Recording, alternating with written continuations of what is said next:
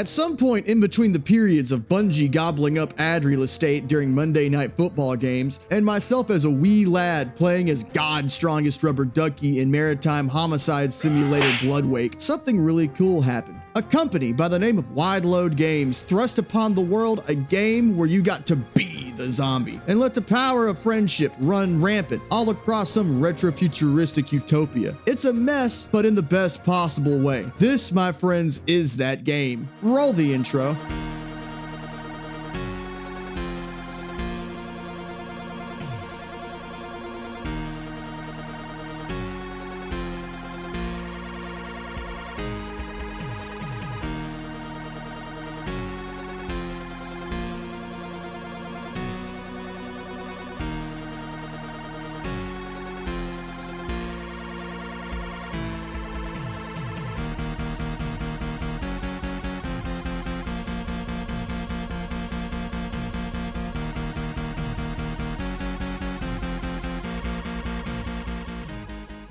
All right, guys. Context. As of the time of writing, Nvidia has been botching the 50 series launch like their stock price is dependent on it, and AMD is looking like it may actually miss an opportunity for once. Knock on wood for that though, because it ain't over until it's over. Frustrations about PC hardware procurement aside, I took the time to face-fist myself with nostalgia again, because this reality is grim and sometimes my only source of joy is trying to take myself back to a period before having to be productive in society. Death, taxes, and Walt Goggins is only in things that are good, right? I'm sick of waking up early every day. You mean I have to wake up early today and then what? Wake up early tomorrow? This is getting out of hand. Anyway, I took the time and rampaged through Stubbs the Zombie again, a game of memes and endless hunger. So I know I referenced a demo disc containing a demo for this game in my last video. And for the Xbox original, we had playable demos for Half-Life 2, Stubbs the Zombie. On that demo, you rampaged through a lab that was connected to a dam and converted a bunch of lab coats to your cause along the way. That was all fine and dandy. I memorized the layout of that demo as if my future credit score depended on it. Magazines with playable demo discs were an obscene value back in the day. For what it's worth though, that magazine's disc was not my first time hearing about the game. There was a review that XPlay did that predates my memory of actually finally getting my hands on the demo. And while we're on the topic, peak G4 is missed. Even if YouTube fills that gap that G4 filled once upon a time to a point of oversaturation in the present day, look, I remember violating the laws of time and space to watch that reunion special a few years ago. You think I'm joking? I'm working up a petition for another season of Code Monkeys as we speak. Anywho, let me get myself back on track here. Ah yeah, that's right, Alex Seropian, co-founder of Bungie. If you're not familiar with Bungie, they're known for Myth, the petty hard drive eradicator that was Myth 2 Soul Blighter, Marathon, and literally nothing else ever. Don't let them lie to you. Master Chief, you mind telling me what you're doing on that ship?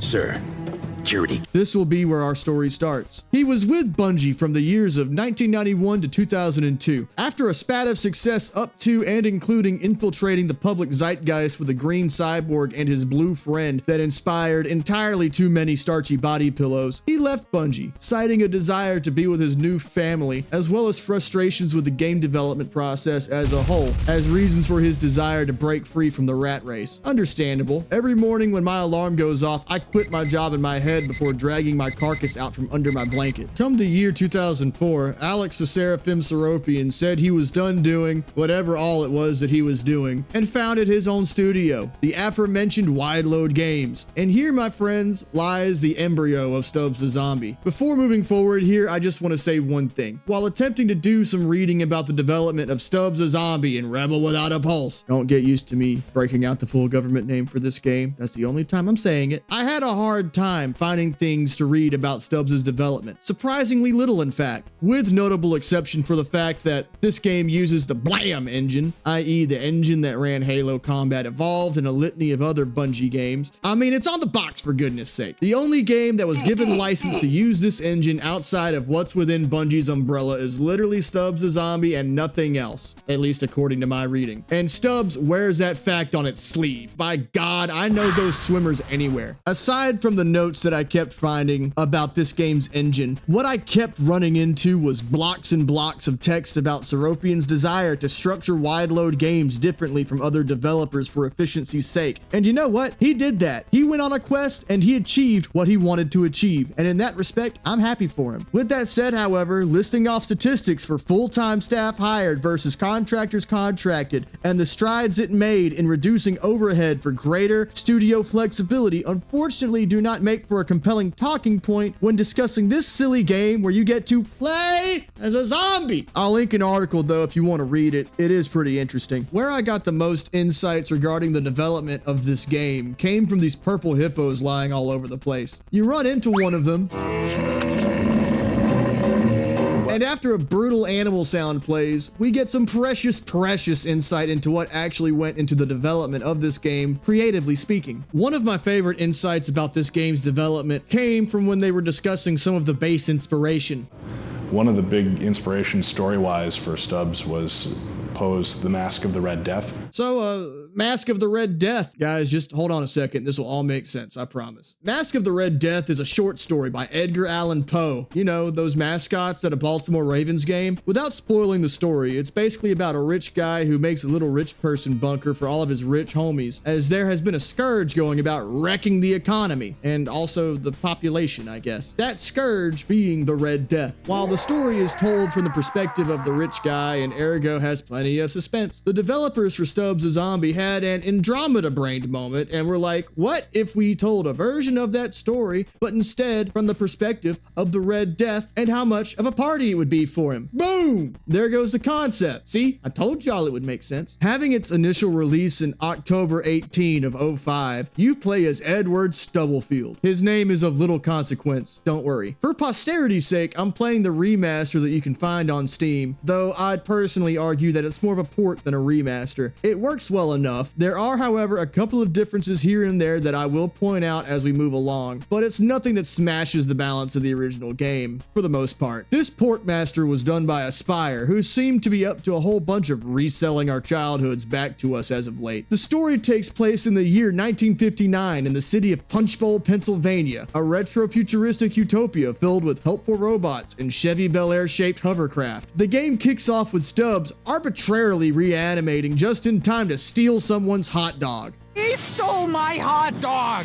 Now, before I start tearing through the story, I want to rant and rave about our player character for a minute. Stubbs is, yes, a zombie. But he's not just a zombie. He's a carrion sculpted entity of whimsical malignance, the Autumn effect anthropomorphized, biological carnality incarnate. He knows one thing. Brains.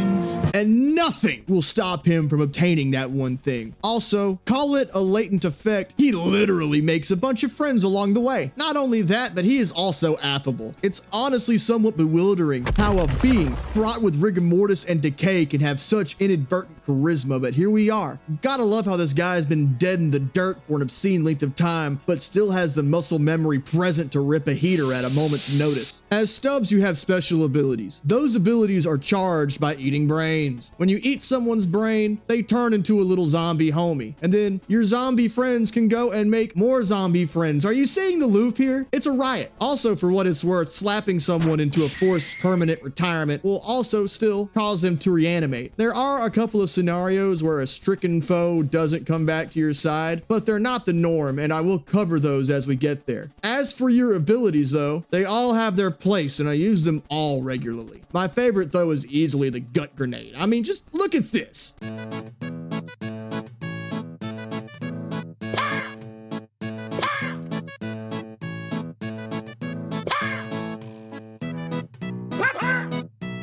It's so good. Nothing says that you're sick of a given situation more than pulling out your swollen fragmentation pancreas and promptly buckling the laws of gravity as you send some poor fella swimming off into the ether. The combat here is fairly satisfying. It's clunky in a really good way for the most part. The only thing I found that causes frustration is your limited shambling gait, as it can make it easy for you to get caught out of position and promptly pounded into dust. But for what it's worth though, this is Stubbs a Zombie, and Not Stubbs after 4 weeks, so fair is fair. More on about that limited gate that I was referring to a minute ago. I'm going to take a moment and own up to a little bit of foolishness that happened while I was capturing the footage for this video. You see, between the original and the remaster, the way Stubbs' sprint works was changed. In the original, if you simply walked forward for a long enough amount of time, he'd kick into a sprint. But here they gave it a weird binding, and I'm going to be honest, I checked menus, I looked around. I did not figure out how his sprint worked until after I'd already captured all of the footage and was well into this voice capture. So to try and dress it up real nice, we'll just say I tried to challenge myself. You know, make the most out of an ignorant situation. Stubbs is also a master of the martial art known as the swaying alcoholic stepfather. He swings wildly with not a bunch of care for any particular angle or direction, just unmitigated velocity. Sometimes you can slap someone so impossibly hard that their limbs fly off. Guys, if I ever get slapped so hard in the chest that I arbitrarily lose a leg, just old yeller me right then and there. There is no coming back from that. There are a number of different little mechanics in the campaign that keep things varied enough. They knew the concept they had to work with, and they played with everything that they could within that concept. Oh, and the sound design?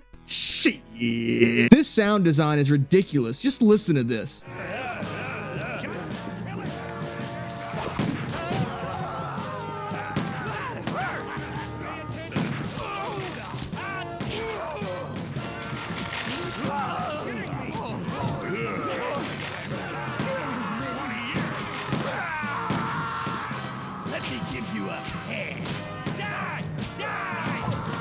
You really get to feel like a menace. Everything just looks and feels nasty, but at the same time has a certain punch that makes it so addicting. I say all of this to simply say one thing. For all of the ideas in gaming that we have seen that are done to various degrees of death, a game where you play as a zombie and get to do great zombie type things seems like an undertapped market. That, and also you get homies. Why do you think I talked about Sacrifice a few months ago? I love games where you get little homies. I cannot get enough of games where you get little homies. I need more of them. So back to the setting. Retro-futuristic, Punchbowl, Pennsylvania, a utopia dreamt up by industrialist and uber-rich playboy Andrew Monday. He's not spotted often, but when he is spotted, his mother, Maggie Monday, is not far behind. Remember that name. The city of Punchbowl was dreamt up by Andrew Monday and brought to life by Herman Y., a man of science that Operation Paperclipped his way into gainful employment after determining through defeat that he was backing the wrong horse during that big global conflict that happened that one time a decade and a half-ish prior. Also, and remember the hot dog theft incident? It happened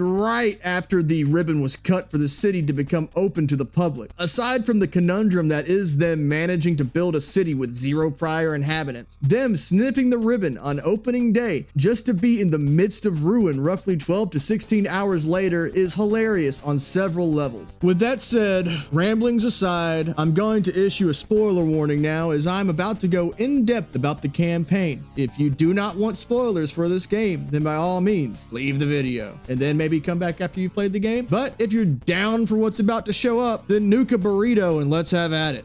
Mission 1. Welcome to Punchbowl. For posterity's sake, I'll be playing the game on normal difficulty. I'm trying to make a silly dumb YouTube video for a primordial YouTube channel, not drive my skull through a wall. We get a little video putting over Punchbowl and Andrew Monday. They call him an orphan. Write that down. We return to our initial scene of hot dog thievery as Stubbs climbs out the earth amid dart rip. Even the dead can't resist the rich, bold flavor of a cowboy killer, clearly. Guidebot shows up and, without premeditation, walks us through some of the mechanics. Oh my! Looks like he's having some kind of brain seizure. We'd better find some way of relieving the pressure in his head.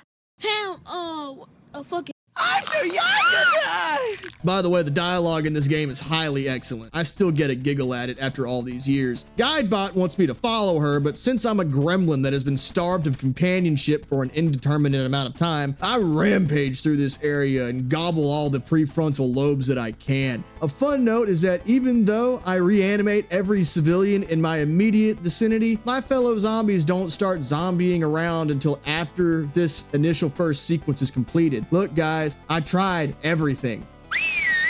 We get brought before a couple of policemen where a cutscene starts and the screen gets this weird letterbox thing going on. Guys, I don't like it. It's not like the resolution adjusts or anything. A good fifth of the screen is just covered up because cinematics, I guess? Whatever. A couple of brains get munched and then firearms are drawn. However, years in the ground have caused Stubbs' organs to bloat. We release the gas and everyone around is rendered disoriented and turned to lunch. And now, hey, my new friends are all doing their thing. Look at all these homies. Woo! On the real though, that gas attack, dubbed the Unholy Flatulence, is a solid AoE ability that will bail you out of a tight spot from time to time. It's also worth noting that thankfully it doesn't take too many brains to recharge either. Very handy and a strong first ability. We hit the green and my friends, it is time. Time for peace, sunshine, and unspeakable acts of extreme violence. It's really neat how much personality the devs were able to pack into the settings and the NPCs. This rampage of a tutorial level really sets the stage. Speaking of the tutorial level, I get caught out of position here and quickly expire. Second time is the charm though, and we jump onto this monorail. Mission 2,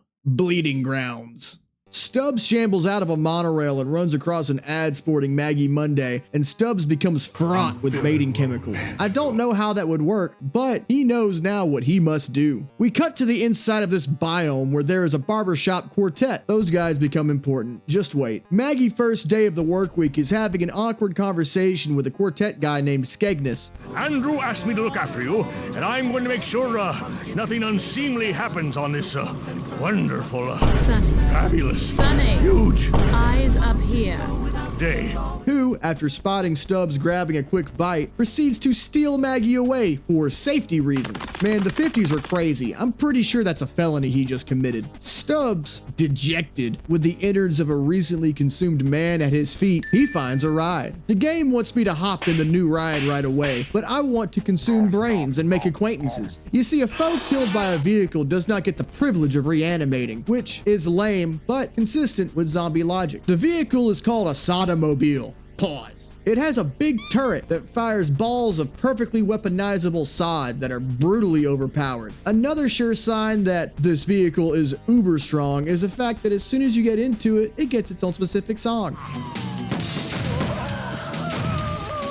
To be fair though, I think all the vehicles in this game are somewhat busted. I don't think I've ever seen a single one ever take damage. And also, because blam, it handles like a warthog. We zoom around this biome for a bit and send a fellow sodomobile into orbit before running into this big server room where a bunch of cops are ready to start drawing their pensions as evidenced by their gunfire. I hit a button that apparently unlocks something somewhere, whatever. Everywhere combat happens in this game looks like a killing field. Straight human carnage, especially the first 2/3 of this game. I send another sodomobile into flight before finding where I'm supposed to go. We spot the barber men shepherding Maggie off somewhere else before I continue my onslaught. We shortly thereafter gain access to the gut grenade, the ability that I gushed about previously. You can have up to 3 ready to go at once at any given time if you are diligent and munch enough thinking noodles, and these things are stupendous. They can also be remote detonated, which lends itself well to potential strategery. While the first half of this stage was very open-ended, the second half is more claustrophobic, which is bad news. For them, Skegness and his gang succeed in sequestering Maggie for the time being, which, it's whatever, I have a whole workforce here to take my frustrations out on. I steal some dude's arm, which is good for 3 instant deletes before then being determined to no longer be fit for service. It can also be dropped early if need be. The whole animation for stealing someone's arm is comical, man. I mean, just look at this. We get a cutscene where we meet Otis Monday, potentially the most quotable character in the game. Look all day. The dead walk. Oh, mighty voices in my head, I'll never doubt you again. The commies have infiltrated this country so completely that even the dead have turned against us. Yeah, we'll be seeing more of him. Mission 3. The Slammer. We get a cutscene where a robot whose only purpose ever is to pump gas starts violating a police cruiser. Okie 1 tank of extra leaded coming right up. Hey, yo, what? My pleasure.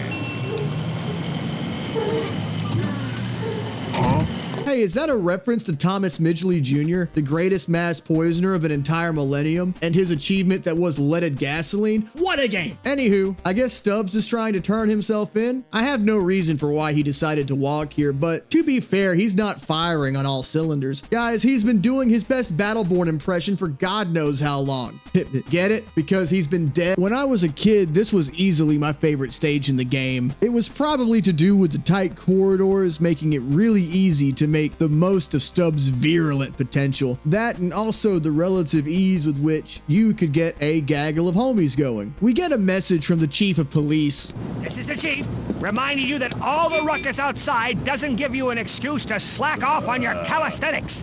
A healthy cop is a happy cop.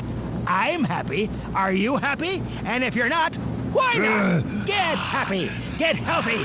Masters out. That's nice. Things are pretty straightforward until we hit this big encounter in this open area where a bunch of our already established friends start pouring out of one of the rooms. What a sight. Guys, look at the camaraderie on display here. Everything is all well and good until we get captured. Got one over here.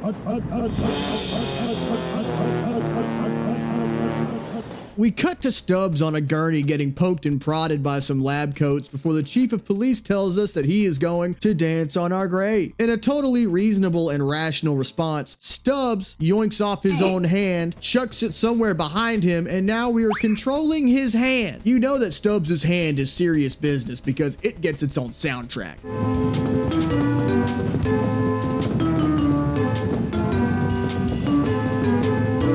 The goal here is to mind control some poor guy and use him to try and set Stubbs free. You just gotta play it cool and not jump like we're on the moon! But while we're on the topic though, when you're mind controlling someone with Stubbs' hand, anyone that you kill as the mind controlled person will not come back to life. Once again, it's still consistent with zombie logic, but still lame. And also, what caliber rounds are in these service pistols? Jesus Christ! After thanking the man that we forcefully employed for setting us free, Stubbs regrows his arm out of sheer force of will, and now we are off to the races. Hey, you remember those guys that captured us? Yeah, they're enemies now. Fun fact, since they have a helmet, they can't have their brains eaten or their mind controlled. And some even have gas masks, making our gas ineffective. But, a grenade is still a grenade. The next bit is spent vociferously fighting our way through the department. I almost got done in with this SWAT guy, but eventually I yoink off his working arm and get to work. And then we finally gain our audience with the chief,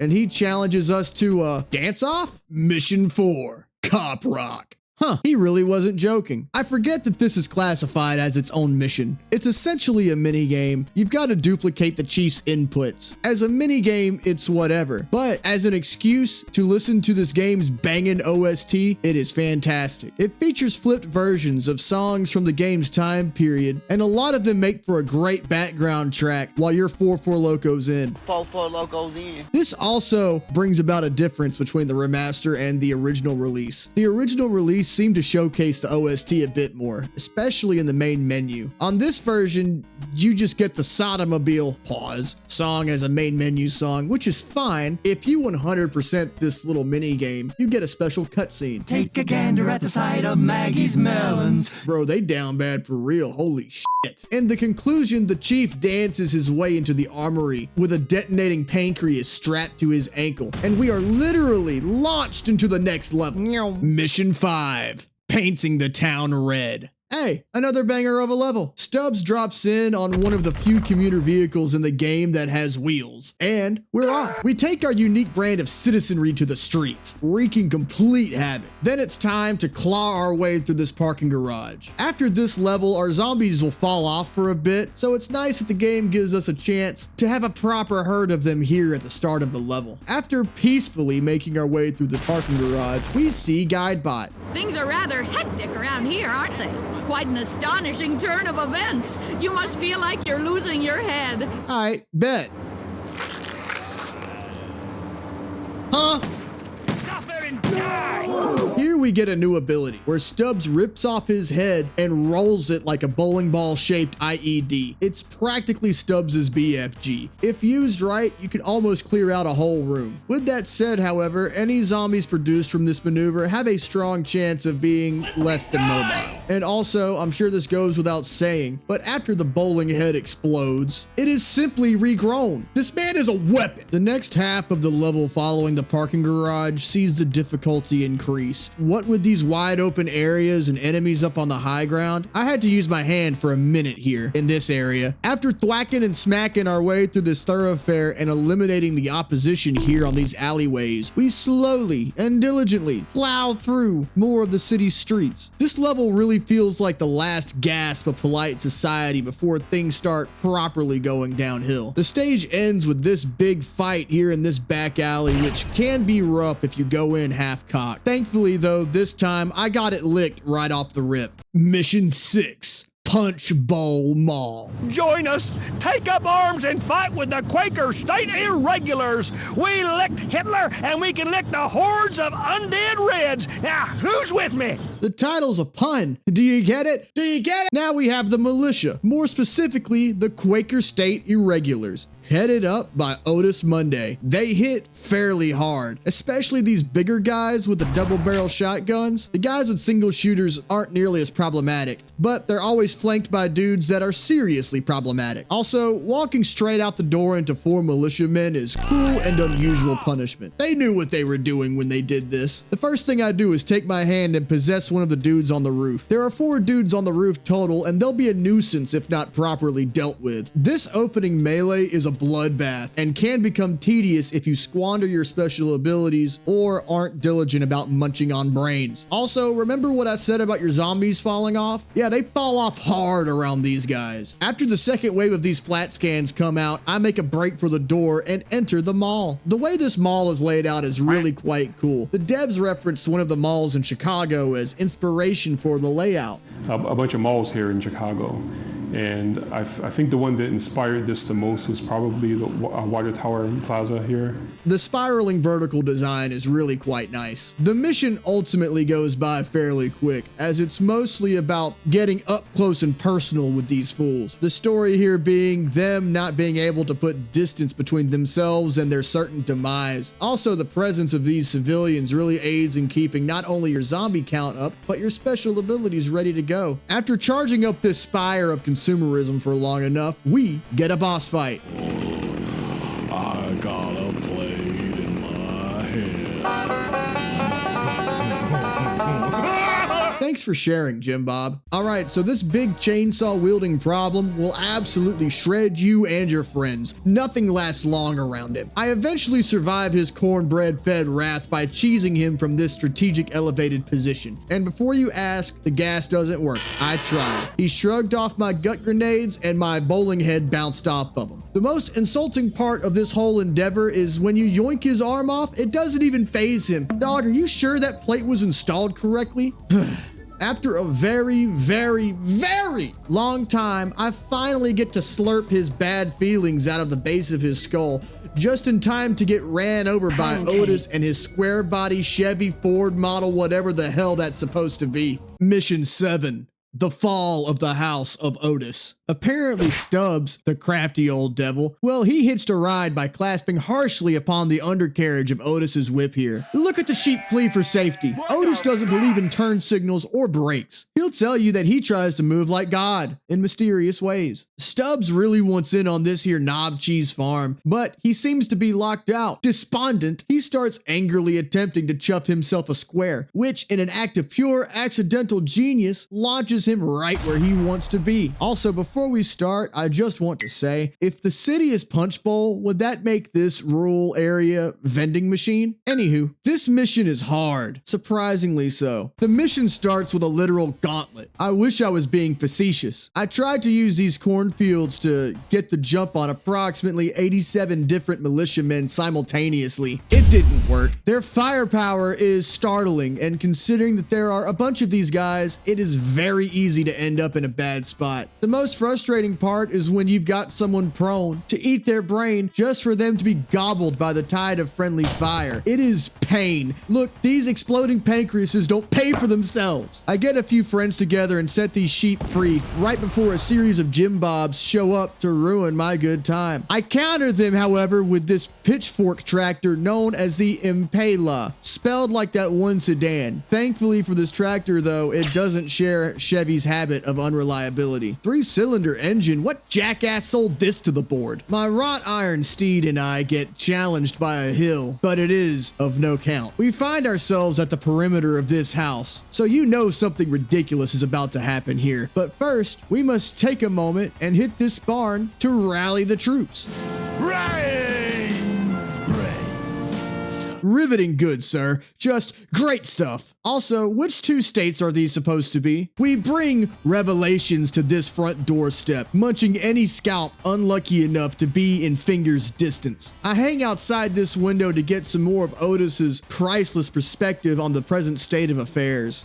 God dang idiots! Can't you see he's a tool of the Illuminati? This is all part of their plot to set up a one-world government via the Mormon Tabernacle Choir, penguins interbreeding with leprechauns, maps of the flat earth systematically removed from public schools. Why? Do you need to ask? Who stands to benefit the most from a commie-controlled America? The dead, that's who. It all comes together. Ancient Mayans, gamma rays, dinosaur bones. Do I have to paint you a picture? Few things are cooler than throwing a grenade pancreas through these recently broken windows. The madness is here, and these fools just aren't ready. I've got to say, I know getting these skull fragments and bloodstains out of the floor could be a daunting task, but this house would still go for a price resembling a phone number if Zillow is to be believed. The maze-esque layout of this house is somewhat of a chore to get around, but the fact that all your friends are here too, sharing in the party, makes this section here particularly memorable. Crunk ain't dead. I hear the dreaded chainsaw. The Jim Bobs are here. My friends immediately start having a bad time. So I sprint to the end of level cutscene. Now just hold it right there. Asketh the Lord, and he shall provideth. Well, the Lord done provideth me with enough of trinitrotoluene to blast you all the way back to Moscow. And we got a twist. Seems they know each other. You! Hey there, fella. Stubbs, the coldest operator to ever shamble bow-legged on dirt, takes a puff, throws his match, and causes Otis to give us the greatest rendition of SOB since prime good old JR. Son of a bitch! Stubbs leaves the house, takes a gander at some photo that comes floating down from the wreckage. Oh, hey, look, contact. And then takes his new woolen steed as far as it'll take him. Mission 8, when the zombie breaks. We get a cutscene where Herman Y and an unspecified scientist are talking about curing the water supply, I suppose to resist potential zombie infestation. Sure would be a shame if the charming and misshapen Stubbs were to show up and intoxify the drinking water. Speaking of which, look who just showed up on his woolen steed. Huh. It literally went as far as it could. Oh well, long trip, need a bathroom. Welcome to the Punchbowl Dam, where our motto is, damn it. Here we go. The level that comprised that demo that I wore out back in the day. This will be just like old times. As evidenced by the opening cutscene, the Trek has rendered Stubbs' oddly shaped bladder bound to burst. I'm about to bust. While your zombie friends fell off hard in the last couple levels, that isn't so much the case here. The scientists hit only about as hard as cops do, and scientists and cops are what populate the majority of this level. As one can imagine, carnage ensues. I will say though, one exception, these boomstick scientists in these yellow lab coats are annoying. Their weapon doesn't do a great deal of damage, but it does throw you all over the shop and makes the most obtuse racket. Good God. At least you know what they are before you see them. In some of these rooms, it is possible to mess with these monitors and contaminate the air to choke the scientists. It works well enough, but with that said, scientists are not enough of a threat to make me consider this strategy. Should have had it 1 or 2 levels ago. Look, if I don't get this bloody antibacterial solution in the bloody treatment basin, some zombie could just walk up here, have a wee, and then we're all done for as soon as tea time rolls around. Oh, now that's an idea. Look at all this discordance. This level is probably the strongest I ever feel while playing as Stubbs. After this level, things definitely go up a notch. Also, the homie count here is becoming monolithic. My heart is filled with fellowship. Stubbs finds the basin, and it is time to drain the radiator. You know, I'm normally not giggling at this sort of thing anymore, as I'm a grown man, but if you put enough idiocy around an already idiotic joke, it somehow balances all back out and becomes funny again. I mean, look at this. It takes a while to get emptied out as people keep running up on me and stopping the process. Fools. Also, I'd like to take a moment to point out that the water gets visibly more infected looking the longer you spend draining your radiator. It's incredible how Wide Load was able to make a basin of water look so fetid. Eventually, the computer tells us that we're at a contamination level of 100%, which is absolutely bonkers. We are no longer the parts per million. We are simply the million. So it's on to the next thing. We get ourselves wrapped up and start trying to leave the facility, only to spot a couple of the quartet fellers from earlier in the game as actual enemies. Now, I can finally tell y'all, these guys are hard. I get the jump on these two in particular, however, but just wait, they're brutal. We make our way down this bridge and a couple more quartet folks show up. Thankfully, I had the remedy for them as well. One fateful elevator ride later, and we're sent here to start overvolting the dam controls. This uncaged electricity is a force of nature. We stumble outside to the site of a Dodge hover ram, and Herman Y is telling all the personnel to not let the zombies walk between the transmitters and complete the conduit. So obviously, we must let the zombies walk between the transmitters and complete the conduit. It's pretty cool that all the zombies automatically know how to hop in the back of our hover Silverado intrinsically. Certain things can simply not leave the knowledge of the human brain. We commit heinous crimes against nature all over these transmitters, trying to make sure that some of these homies of mine end up living for a bigger purpose. After I fill up all of the transmitters, a couple waves of scientists tried to stop the reaction. They were unsuccessful. As Stubbs overlooks the mayhem that will soon be wrought, we cut to a live news broadcast where they are covering a situation at the Punchbowl Dam. Our reporter cuts to someone on the scene to tell us what's what. And then comes the wave. Just in, Punchbowl Action News, your source for the news as it happens, has received a report of a 200-foot column of compressive thunder. Mission 9, the Sacking of Punchbowl. Here we are, in the aforementioned mist of ruin. The levee has broken. Property values are at an all-time low in this infantile metropolis. We get a bit of Andrew Monday complaining about his property damage, at which point Maggie Monday starts reprimanding him because, oh, people have died. Look, Maggie has clearly never dealt with an insurance adjuster. The military have shown up and they do not play. Tanky is all hell with the appropriate firepower for the situation. They have shown up with sandbags and landmines. And also, our zombie friends have fallen off hard again. Lame. I stumbled through this diner and used these citizens to refill all my abilities. The game is generous with how many brains we get to eat here. And now, with a full stack of abilities, it is time to unleash hell. Head time. Everything is fairly standard fare, with the exception of the stronger enemies and the landmines everywhere. That is, until we get to this wall and have to break it down. There is a rocket launcher guy up here who has to get dealt with in a priority fashion. After he has been properly consumed, we have to get a gaggle of homies to break down the gate. It's pretty cool. We shortly thereafter get a cutscene where Herman Y is vying for the military to please preserve Stubbs. About that, there's one of these things, it's wearing a really ugly tie. He could be quite useful as a specimen, you know, to prevent this sort of thing in the future. I have my orders, sir. I'm not going to risk the lives of my men so you can play grab ass with the enemy. He was not successful. It's time to knock down another bigger wall, and as you can imagine, it takes a minute. There's a stout military force at these gates, but alas, us zombies have one thing working in our favor: abject stubbornness. I possess one of the soldiers on top of the gate to clear out the sniper threat. That, and there's also some goofball with a rocket launcher that just makes things a little frustrating. Also, all these citizens stumbling around ground during an active firefight, I can safely say are out of their minds. A proper war of attrition, but eventually the present military force is forced to recognize their coming defeat. This fight is a standout of the back half of the game for me personally. Hey look, a tank. Mission 10. The doctor will see you now. We walk into Dr. Y's lab and Dr. Y tries to cut you a deal that involves you offering your body to science. No one is safe as long as you are here.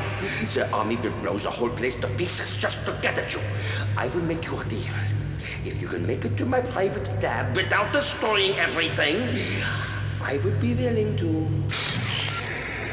He is once again not successful, although this time he can blame technical difficulties. By the way, this big molecule right here is the atomic structure for methane, at least according to one of our purple hippo heads. We are here now at the hive of the scientists, and they seem to be a level up from the scientists that we have been dealing with to this point. However, they can get enveloped in our companionship just the same. Also, here we get robots as environmental hazards. They existed in Mission 8 as well, but they are much more of a known quantity here. If they get hit, they'll attack whatever is nearest to them, which is a refreshing take on an environmental hazard. They also hit hard. Any moment where you can split a boomstick guy in half is a good moment to have. The level builds to this penultimate climax in this here room. What a comprehensive killing floor. After this miasma of malevolence is concluded, the game asks me to head to this square, and here we go. We get a cutscene. Behold! It's Dr. Y. A conversation commences where Dr. Y explains why he needs your body for science. Apparently what brought old Stubbs back to life was a reaction from a grass fertilizer that he developed for Punchbowl specifically. Guess that's why he's green. Stubbs, however, is not impressed. Hermanizer the Y-Sickle explains that he can use this breakthrough from the fertilizer to make the citizens of Punchbowl, the citizens he is actively manufacturing, immortal. They're just a tad unstable at the minute. But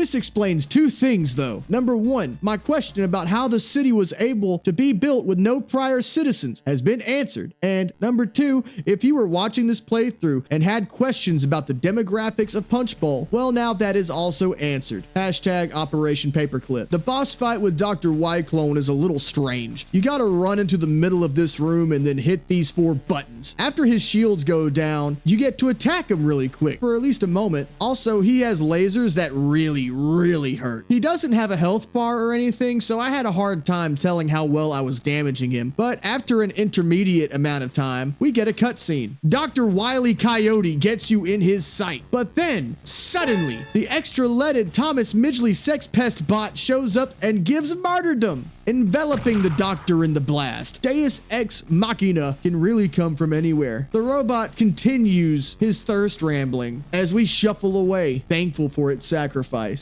Sweet cheeks, back that thing up. Yeah, I'm talking to you. Come on back here. Don't go away. Don't leave. Don't walk away, man. Mission 11. Paved with good intentions. Here we go, the penultimate level. The military is doing what it can to set the stage to erase this city from existence. It's loading the chubby kitten nuke into whatever aircraft it will be loaded into to reset this chunk of Earth to 0. Our zombie friends fall off here as they have never fallen off before. And also we have vehicles and airstrikes all over the place. This is Stubbs' cataclysm and it, my friends, is in full swing. Gotta love the fact that even though he's been in the ground for a still undetermined amount of time, driving still comes as naturally as ever. There are soldiers in brutal number and civilians scurrying all over the place. We've got tanks! Yeah, this is brutal. Look at Stubbs fumble his way into this tank. Apex animation. The idea of a zombie driving a tank around is the climax for this concept. It has to be. We're rampaging through the streets of Punchbowl, or at least trying to. Streets that we have already rampaged through before. Things are trying to end as they began. As a product of some solid game design, the game wants you to apply all that you've learned throughout the campaign to this very point, and it shows. This particular street, by the way, is hell. It took me forever to get through here. I had to get creative, what with forcefully employing a sniper to my cause. Afterwards, some barbershop guys then showed up and I almost split my keyboard in half. since Stubbs is a dead man of principle, he sees an advertisement featuring Maggie Monday and proceeds to make a pit stop. After mangling some more of the bizarrely tanky and hazardously well-equipped quartet security, we finally start nearing City Hall as we get an a cappella of the quartet preying on our downfall. Check it out. The party will start when we tear out your heart and flay your flesh to ribbons.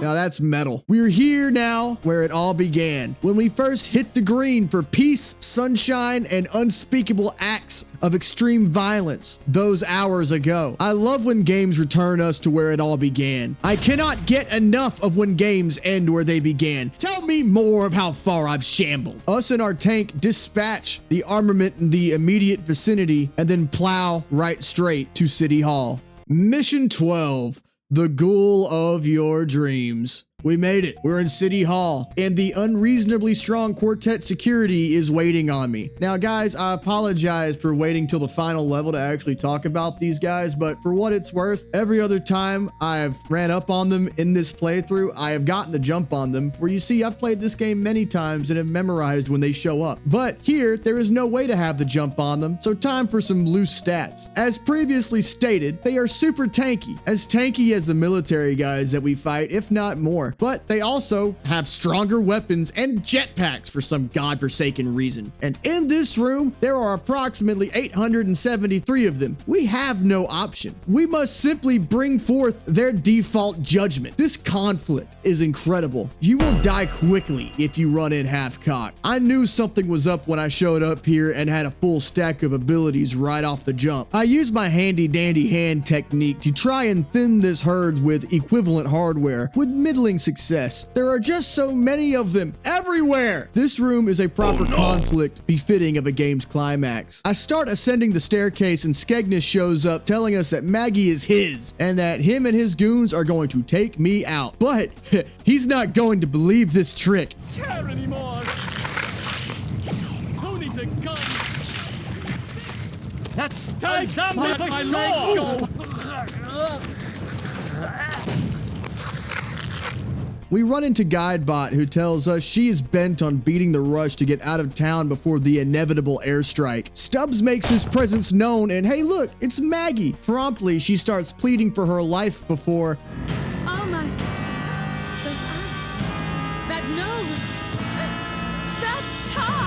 We have a twist! So, you remember Andrew Monday being an orphan? Well, back in a previous life, Edward Stubblefield was a traveling salesman, and that traveling salesman apparently wooed old Maggie. And good old Otis Monday just did not like this. One day, Otis came home and caught the two together, and in his earth-flattened anger, proceeded to chase old Edward Stubblefield out of the house and off into the great yonder before blowing a hole in his side and burying him somewhere that would not be found until a repurposed Nazi scientist would inadvertently reanimate him. Curse you, green grass. You see, this is why I don't like keeping a lawn. You never know when you're going to accidentally reanimate the dead and accidentally decimate your home community. Oh, and Stubbs is Andrew's dad. But 9 months later, I had a little something to remember him by. Look at Stubbs, trying to make up for lost time. However, he's still a zombie, so, at least he laid her down gently. Andrew Monday, in a fit of righteous anger, considering that this zombie just killed his entire family and destroyed his fancy new city, turns his desk into a Decepticon, and we have a final boss fight. For this boss fight, you've simply got to knock down the shields around Andrew's desk before you can then get a clear shot on Andrew. Many craniums and many pancreas were spent in this room. The putridity is palpable. Thankfully, however, Andrew doesn't have very much health, at least no more than a normal civilian. So once he's vulnerable, he's vulnerable. It also helps that we get a stream of civilians to refill our abilities. After breaking down Andrew's shields, I managed to end the boss battle with some splash damage, which is whatever. I wish the boss fight had a smidge more to it, but I might just be nitpicking. After the battle, Stubbs instinctively tries to convert his son to the cause, but zombie Maggie restrains him. The two run off to let their son fend for himself at the might of the chubby kitten. Seems a tad cold. What I really meant to say! They find a romantic rowboat and set sail on the infested water just as the warhead falls out of the sky. And we get a sweet ending? Huh. All right, man, what a cornucopia of nonsensical bullshit. I loved it, every part of it. Please! I haven't seen brain eating in 20 years. I have ranted and raved about this game ever since playing it as a wee lad. The setting, the premise, the mechanics. It's junk food gaming, but in the best way. Stubbs was clearly some sort of success for Wide Load Games, as the company existed long enough afterwards to make Hail to the Chimp, which I never played or had even really heard about until I was doing my reading for this video. Also, for what it's worth, this game was considered important enough to be given backwards compatibility on the Xbox 360. The backwards compatibility situation with the 360 is a whole can of worms that I'm not going to open at the end of this video. Just know that Microsoft shined its favor enough on this game to give it an extra lease on life with their shiny new box that had a penchant for dying a horrible hamster-esque death. Wide Load got acquired by Disney in 2009, and as part of the deal, Seropian got what appears to be a sweet position as vice president of game development for Disney Interactive Studios. And after eventually having his fill of that, he went on to form Industrial Toys in 2012, who eventually ran into EA, and we know how that goes. At one point, there was talk of there being a sequel for Stubbs. I would have personally loved to continue this undead rampage now with a heart full of love, but oh well. At least for the time being though, with no threat of a looming sequel, we can at least say that the memories are safe. This game is great. It's full of personality, it's fun, and the potential quotes are in great number. Son of a bitch! I know I use them from time to time. Please go out and get it done if you can. And with all this said, if you stuck around to the end of this video, I thank you and I appreciate you. But the gears can never stop turning, so now it's time to move on to the next thing. Much love. Peace.